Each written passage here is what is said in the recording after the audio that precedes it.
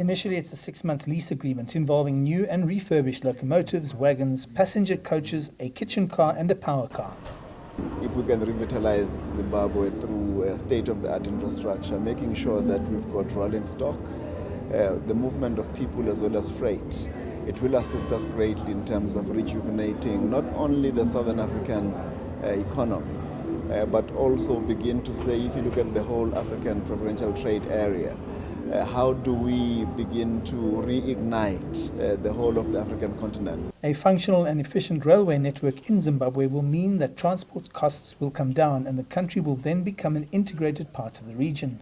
A rejuvenated railway network will therefore not only benefit the country, but other countries in the sub-region and in particular those who are north of us. Transnet and the Diaspora grouping were considering the same Zimbabwe tender documents, looking for a competitive advantage. Transnet was also looking at the transactions and they were looking for a local partner. They did their own vetting, they went through a couple of partners and they settled on us. We were happy with Transnet as a local partner, mainly so because they're already in the region.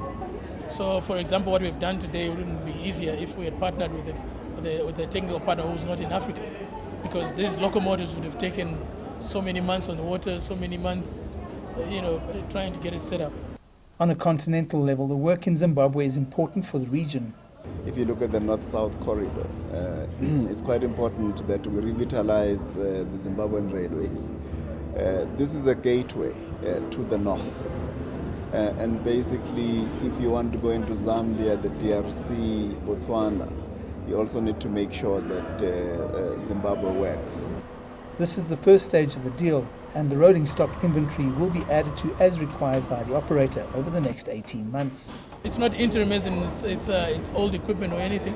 It's interim in that in the next 6 months we will be converting, NRZ will cease to exist and there will be a new concession manager.